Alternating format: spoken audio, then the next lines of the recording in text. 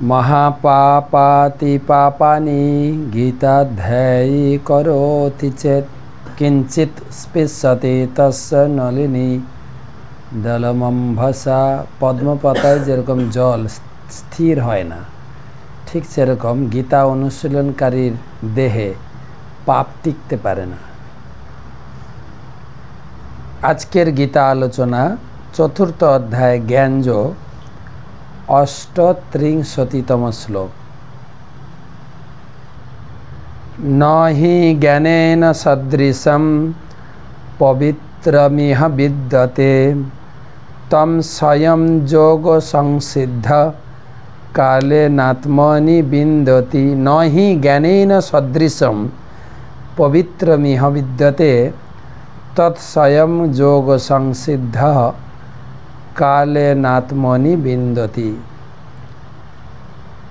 অনুবাদ, এই জগতে চিন্ময় জ্ঞানের মতো পবিত্র আর কিছুই নেই।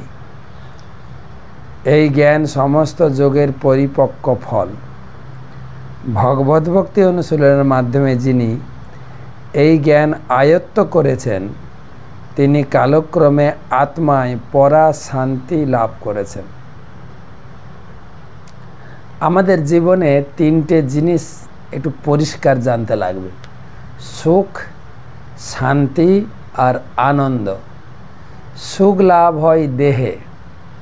কোনো ভালো জিনিস যদি মুখে মধু দেওয়া হয় আর খুব টেস্ট, যদি নিম পাতার বাটা দেওয়া হয় তিতো।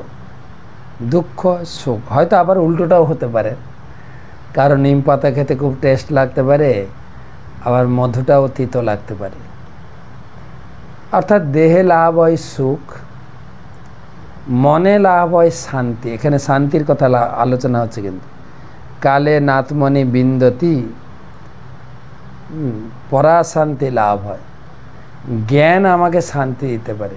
অজ্ঞানের দরুন আমরা নিজেকে মোহগ্রস্ত করি, নিজেকে দুঃখী করে ফেলি, আর অজ্ঞানতার জন্য কিছু একটু সুখ হলে অট্টহাস্য করি।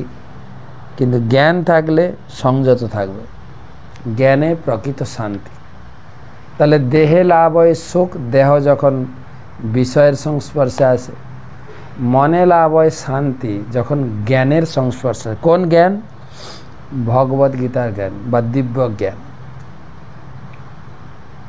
আর আনন্দ, আনন্দ লাভ হয় আত্মা।